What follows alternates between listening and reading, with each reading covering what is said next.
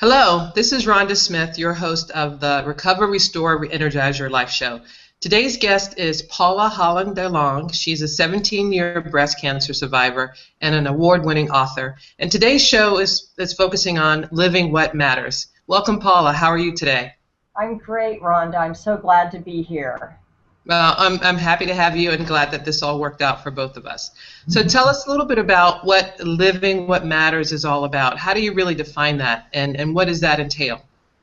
Well, that's a really great question. And the way that I define it is when you're living what matters, you are not waiting.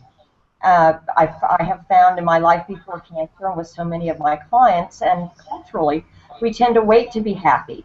We tend to put the things that matter most in a destination kind of scenario. I'm going to take a vacation and then I get to relax and be happy. When I get the next promotion or whatever, I'll be happy. And to me, what the whole point of living what matters is you get to be engaged in things that honor who you are, that make you feel good about yourself, and that make you healthy every single day of your life as part of your routine. So is that any different than maybe living in the moment or being fully Yes, present in the moment? they're integrally tied together, no doubt about that. But when you're living what matters, it's much more conscious about what you're choosing to, how you're choosing to spend your time and energy in each moment, Okay. if that makes sense. Yes. And so tell us a little bit about your story and how you arrived at this destination in your life. Well, when I was 37, I noticed a lump in my left breast. Didn't think anything about it. After all, there was no chance that I could have cancer. I was way too young, no history, et cetera, et cetera. And a couple months later, I was sitting there in the chair, and the doctor says, you have cancer. And I went through all of the shock and disbelief and ick that comes from a cancer diagnosis. I had 4 rounds of chemo, about 9 surgeries overall, and pretty much everything that could go wrong did. But I was all focused on getting to that wonderful point when I would be done with chemo and I would be done with cancer and my life could go back to normal. And what happened was it didn't go back to normal, as I know you can relate to as well. And so I got angry. I got really angry because I felt like I had been betrayed. I had done everything right, and it still took me 3 years to get my life back. But the process for me happened very intuitively. It had nothing to do with my brain and my thought process. It started even when I was going through treatment. I had had an opportunity to get a Reach to Recovery visit, which is a program from the American Cancer Society. It turned out they never came, but something inside of me was like, I want to do that for other people when I'm done. And then when I got done with chemo, when I started rebuilding my life, I was kind of going along and trying to figure out how this new normal was going to be, because I really was starting to realize I didn't want to go back to what I had before. Part of that had made me sick. And so I had what everyone in my life called a midlife crisis. I call it a spiritual awakening. And my intuition and my desire to live what matters just took over, and I took a job that was low paying, low stress, instead of the high level executive thing I'd come from. I started walking the dog and gardening, and pretty soon my partner at that time was looking at me going, who are you, and what have you done with Paula? And that was kind of my start of, wow, I'm not the same as I was before. And these things that I always put on the side as a luxury to be able to engage in, they became a bigger priority as part of my healing. And about in that midlife crisis period, I ended up quitting my job, leaving my partner, and starting my own company in like a 90-day period. And I had no idea what was going to happen or what I was going to do per se. But I knew that the life I had before, it didn't matter to me anymore. So I had to start moving into the things that did. So is it kind of like also reprioritizing things in your life? Absolutely. I think that was the biggest part of it was, yeah, I wasn't the same. Everything that I thought used to make me happy didn't. And I didn't know for sure what I wanted when I started. but I just knew that it wasn't what I had had before. So I just started following those things. I started looking for the things that felt good and putting my attention on them. And that's what started to propel me forward. And I got Yeah. really lucky. Oh, go ahead. Yeah, and what I'm also hearing is it's also important to be self-aware and I guess mindful of how you're living your life. But that's also something that has to become, I guess, very important to you. And recognizing that you kind of have a choice in all of that and how you live your life and things that you do and incorporate that are more health conscious in a way. Absolutely. And when I got done with treatment, just like so many people did, I wanted to be healthier. I didn't want the cancer to come back. I wanted to do everything that I could to prevent recurrence. And medically, I was good. I went to all my follow-ups. I did the things the doctors told me. But what I realized in that process is that what was missing in the treatment, in the journey for me, was that spiritual and emotional component of, yay, my body's healthy, my body's healing, but what about my mind, my emotions? And I really found that my body became my guide as opposed to my mind in the process. My body would tell me when I was tired or when something I wasn't enthusiastic, connected to something I was trying to do. And it was pretty shocking to me how much of my life at that point did not really honor or satisfy me. I came to realize that I had spent 37, 38 years of my life living a lie that was pretty much the lie I told myself of what I thought other people wanted from me. And that Right. coming out, that midlife crisis, was me saying, no, I can't do that anymore, or I'm going to die. The cancer's going to come back and I'm going to die if I don't take care of my spirit, my body, and my mind at the same time. Yeah. So it's also like living life on your own terms, in addition to being mindful about how you're living your life. It sounds like. That is so true. That is so true, Rhonda. You're doing such a great job of articulating what I'm trying to say here. Because choice is at the root of why I believe living what matters creates health, creates vitality. It re-energizes you. And it's, how should I say this? I learned that living what matters made me healthier because it reduced stress significantly. Because once I had a foundation to make choices from, knowing who I was, what was important to me, what I stood for, choices became easier. So the constant circle of my mind of, should I do this? Was it right? Is this right? Is this right? All that mind chatter that goes on, I just started to calm down. And at the same time, that connection to what mattered most to me enabled me to be stronger and start asking for what I needed, to start to set boundaries on my time about what was important, and to reprioritize the things that I allowed to take the most time and energy in my life. And frankly, in those, what I just said, taking my energy was the most important part of it. Right. And I think like a lot of other women, we all go through that, because of so much that we have to do every day, the demands, whether it's job related, family, or things that we commit to doing that we think may be fulfilling, but also can be a drain on our time and effort and our life and energy at the same time. And so what you said a little bit ago about paying attention to what your body was telling you, I think there probably are a lot of us who we know or we pay attention to that to a certain extent, but I think the difference in what you said was that you actually kind of stopped and not only paid attention to it, but also took action to be more respectful of that so that you wouldn't overextend yourself or stress yourself out. And so what would you tell women who may kind of recognize, oh, gee, I'm tired or I don't feel so good, but then they continue to move forward in the same way that they were, or driving themselves to, the point of exhaustion? How would you get them to actually stop that? Well, I think the first thing that I would ask is, what are you getting from that?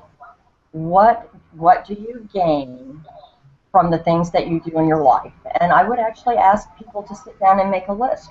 what are the, look at what you're spending your time on, and then look at which of those things actually make you feel good or make you feel like you're accomplishing something. Because what happens so often is our days get filled up with a lot of tasks and details that take over, and we lose our connection with why we're doing what we're doing. And I think being a mother can be a great example. Mothers have one of the hardest jobs in the world, and when you can throw the demands of a busy life on top of that, it's pretty easy to understand how your own personal self-care would kind of drop to the side. But what happens then is mom gets cranky, mom gets tired, mom starts not being really connected to the child in the time that she gives them. And so it's not a satisfying energetic, loving connection that feeds the two people involved. So mom's doing the right thing. She's spending time with the child. She's helping with homework. She's helping put to bed. But her mind is still in the back of the mind. Her one boom, boom, boom, boom, boom. So right. She gets no energetic benefit from that interaction. And yes. Oh, go ahead. I'm sorry. Yeah. So it's like coming off autopilot, and like you said, to be present. And the thing that I would say to any woman is, take a look at what you're really doing and how you're feeling it. Yeah, and that's kind of the whole premise for the Recover, Restore, Reenergize Your Life show. Yes. As you know, I've talked a lot about making sure that we as women really put ourselves first and make our health and wellness the #1 priority, because to your point, if we don't do that, we're not going to be effective or good at what we have to do on a daily basis, whether it's taking care of our families and supporting them in the way that we need to, or going to work and showing up and being able to be productive and effective there, or anything else we choose to do in life. So it's not necessarily being selfish, but it's putting our health and wellness, and whether it's mind, body, and spirit, first on our list of priorities, so that we can be good at everything else we have to do. Because if you don't take the time to rejuvenate, so really recover, restore, reenergize your life every day, you get depleted and exhausted and cranky, as you referred to earlier. So I think it's a very important lesson, or a thing to do as part of our everyday life. And so is this the same approach that you take in your coaching work when you work with individuals? Absolutely. The work that I do with people is all based around who you are, who you want to be, how you're going to show up in the world, and then putting that into practical application in day out life. The first thing that I start with all of my clients is we do an assessment. We look at, first of all, where are you now in all areas of your life? What do you like? What don't you like? And then prioritize. Is it important now? Is it not important? So first we prioritize, and then we really start to look deeply at what matters most to you. Because I'm sure you have experienced this yourself. People can talk, and my clients can talk really well about what they don't want in their lives, but when asked the question, what do you want? What feeds you? What makes you thrive? There's oftentimes, I don't know. So the starting point I often give to people is, okay, make a list of all the things you don't like, and then next to it, write the word that you would consider to be the opposite. That will give you the clues on what you really need to be going forward. And I think you said something really important, which is the permission piece of it. That's the #1 issue and thing that my clients struggle with. It's selfish, it's wrong, other people are depending on me. It's really easy because we're women, we're nurturing, we want to give, but when we give more of ourselves, just like you said, we get stressed, we get tired, we are not on the top of our game, and the door opens for illness to work its way in. So I know a lot of us, we talk a lot about what's important to us, and we speak from our passion. But can you tell me how you actually practice what you preach to other people, so to speak? I would love to. I think the biggest thing for me to overcome in this shift in my life was permission. Was working through all of the stuff that I had created in my mind that told me what I chose to do to take care of myself was wrong. It was wrong to think about working less than 50 hours a week. It was wrong to think about taking a break during the day to play with the dogs. But what I do very assertively is I schedule personal care, fun, and play into my life just like I schedule work. And I'm self-employed, so I have the ability to be a little more flexible. But there's lots of other little things that I do that other people can do too. Like, I, for example, what would they be? for example, I do music breaks. When I get stressed and I recognize in my body that I'm in that energy, I stop, I put on my iPod, and I flip to my power selection. I listen to one song. It is amazing what one song can do to turn you upside down. And what song is that? Just out of curiosity. They What song is vary. that? Right now, one of my favorites is Heart of a Woman by Melissa Etheridge. It's just all about this time, this age that we're in, the feminine energy is going to save us, basically, and I believe that. And I'm a big fan of Pink. I like a lot of her songs because I like her "It's My Way or the Highway" attitude. She really inspired me to not be afraid of what other people think. And I have a whole playlist of about 20 or 30 songs that I go. I mean, Respect. You can't go wrong with that song. I mean, Oh, you mean Aretha Franklin's Respect? yeah. I mean, everybody has a song that makes them smile. Yeah. But That's one of the songs that actually works for me too. Yeah. So it's sometimes I use it if I have a big meeting or something that I have important to do. It puts me in a much happier and better mood, and it's kind of empowering too. Absolutely, absolutely. And I'll tell you, the other thing that I do more than anything, and this is so simple, anybody can do it, is I breathe.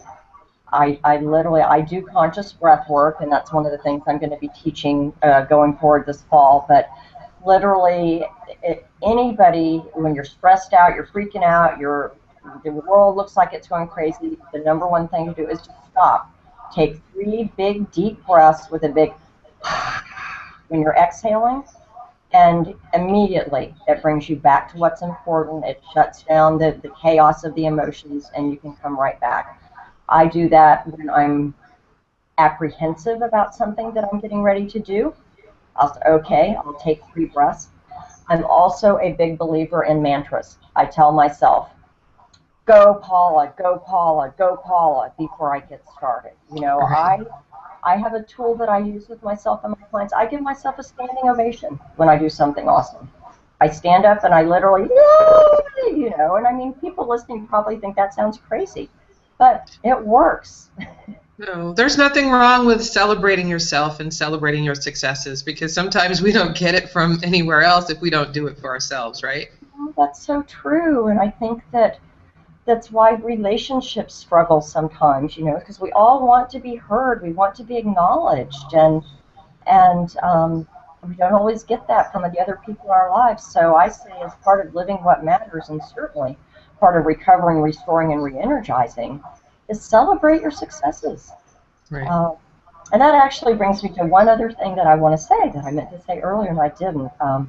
The one other thing that I would say to any woman who is alive on this planet, the number one piece of advice I would give you is that to live what matters, to be present, to get that joy in the day-and-day life, it's really important that you recognize that life happens in the moments of every single day, and that making progress rather than getting to the end goal or being perfect at whatever's happening, you can stay focused on the progress and the fact that you're in motion, your life, there's a freedom in that just opens everything. So for those of you out there, I'm sure there are none of you who are going, oh, but I have to be perfect. I'm committed to being perfect. I would really ask you to, again, ask yourself, what do you ultimately really get from being perfect that you might not get from being 90%? Because that perfection is a curse as far as I'm concerned. It's the number one zapper of happiness, energy, productivity, and the ability to live what matters. Yeah. So it's just like, when people always talk about finding balance in your life, I don't, I used to believe in striving for perfection, but I don't know if that's something that we will ever achieve or things will ever be completely perfect. But what I try to do is strive for excellence, and you're always going to continually improve. And Um, I think just like the concept of having balance in your life, I don't know if that will ever exist. Maybe for a hot second you'll have everything in complete balance, but I think for me, what I've learned is creating the life that I want that works for me and makes me happy, which is different than trying to, have, equality in a sense across everything that I'm involved in my life. It's just impossible to do that. And so I found more satisfaction and fulfillment in working to create the life I want and understanding what that looks like and how that feels for me, which is the most important thing. And so when you talk about living what matters, the thought that crosses my mind is that you are the person that really matters in your life the most. I mean, of course, we have loved ones and partners and family and spouses and whatnot that matter to us or are important to us, but at I think the very beginning of that process starts with you, and recognizing and respecting the fact that you matter, and being and honoring that so that you can make the right choices in terms of how you live your life. At least that's what I'm hearing from you. Absolutely, and I couldn't have said it better myself, because that really is the truth. And it's an alien concept in a way. Like I said, I don't think I ever have a client come into my practice who is totally grounded in that. That's almost always a starting point for our work of how do you find that. You nailed it with balance too. There's never going to be total balance, but what living what matters does on a day in, day out basis is it balances what your spirit needs to be healthy in terms of feeding what makes it feels good, honoring the essence of who you are to some degree. I mean, you're 100% is never probably going to happen, but it makes all the difference, and it shifts the way that you feel about your life into such a way that it becomes where you're driving again. And I think that's, for me, the cancer experience here. Cancer shook my belief in my ability to be able to drive my life. And living what matters has given me back the ability to drive again, as opposed to being at the mercy of what the world throws at me. I know now I can get through whatever I have to, as long as I stay grounded and I stay focused and I keep putting myself in the forefront to make sure that I don't get lost in the chaos. Well, that's all great. And so if someone wants to actually speak with you directly or learn more about your work, how can they get in touch with you? They can visit my website at whatsnextformylife.com. It's exactly like it sounds, with the word for rather than the letter or the numeral. You can call me at 954-565-6894, or you can reach out via email at paula@whatsnextformylife.com. I'm also on Facebook, LinkedIn, and Twitter as Paula Holland, Holland De Long, DE space LONG. And I offer a free 30-minute phone consultation with anybody who's interested in learning more. So I'd love to speak with anybody who'd like to know more. Okay. Well, thank you very much, Paula. This has been a great conversation. I'm so happy we were able to make it happen. And signing off, this is Rhonda Smith for the Recover, Restore, Reenergize Your Life show, the show that helps you understand how to live a more vibrant life from the inside out. Thank you, and have a great weekend.